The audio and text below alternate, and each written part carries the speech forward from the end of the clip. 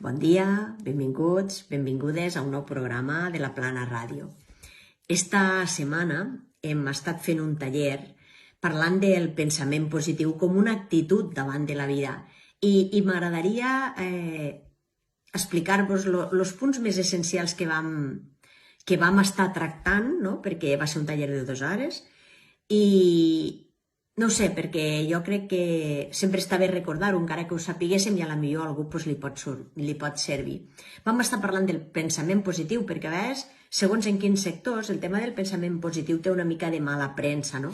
Perquè hi ha gent que pensa que pensar positiu significa que a la millor estàs passant per una situació delicada, trista, dolenta, diguem-li com volguéssim, i que hem de dir que tot està bé i que tot és bonic. I això no és pensament positiu, això potser és una miqueta és fer, no sé, fer el tonto, podríem dir.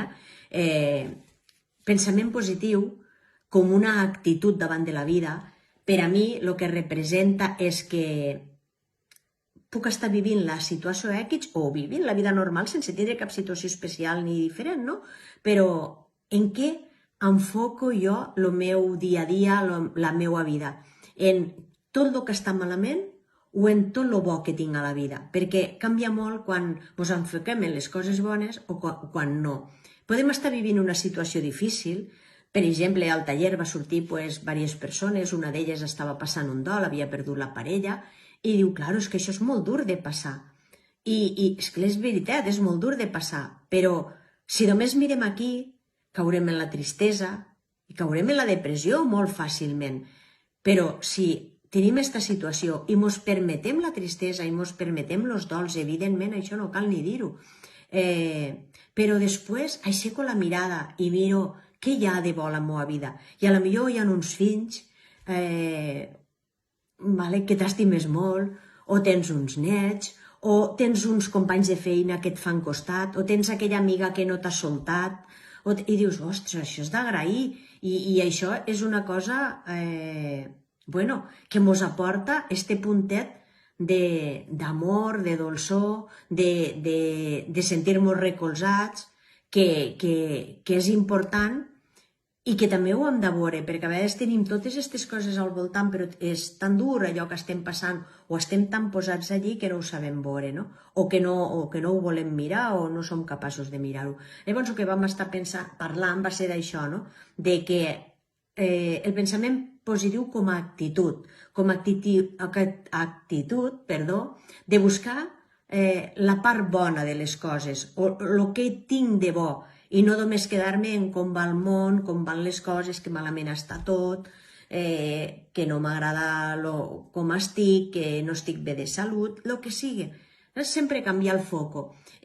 Vam proposar 2 exercicis que també estan molt bé, perquè ens ajuden a entrenar el pensament de cara a aquesta actitud, no? I un va ser, al final del dia, fes un repàs i apunta-ho en una llibreta de les coses bones que t'han passat aquell dia. Encara que sembla un exercici simple, hi haurà persones que els va costar trobar coses bones.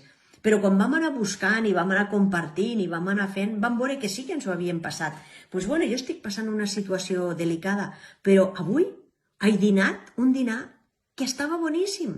O mira, jo estava una mica trista i he dit, me'n vaig al taller, venia caminant i m'he trobat en una persona que feia molt de temps que no veia i m'ha portat en el cotxe i no m'ha calgut vindre caminant. Vull dir, pareixen tonteries, no són aquestes petites coses que ens fan la vida una miqueta més fàcil i que, si fiquem el foco en mira, això ha sigut una cosa bona i busquem, ne trobarem un munt, el cafè que has disfrutat avui amb els companys de la feina, la conversa que has tingut en una veïna quan has anat a buscar el pa, és igual, no importa el que, però busca aquestes cosetes bones, no? I després també vam proposar un altre exercici pel matí quan ens despertéssim d'agrair, ¿vale?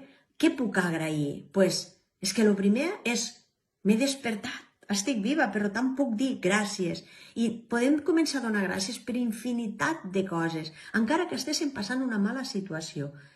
Però no tots ja estem passant una mala situació i sí que hi ha molta gent que està enganxada a la decepció, al desànim, al pessimisme. Gràcies pel llit que he dormit, bueno, que és còmodo, que s'adapta a les meves necessitats. Gràcies per la manta que me manté calenteta, gràcies per la casa que tinc, gràcies per l'aigua de la dutxa.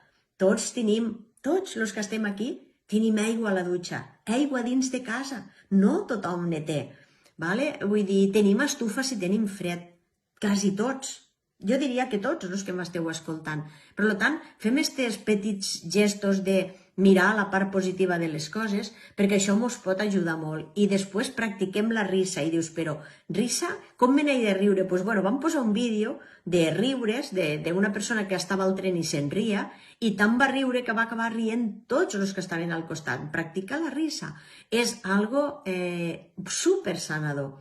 Les persones que riuen molt, que són positives, tenen molt més bona salut i tenen molt millor qualitat de vida.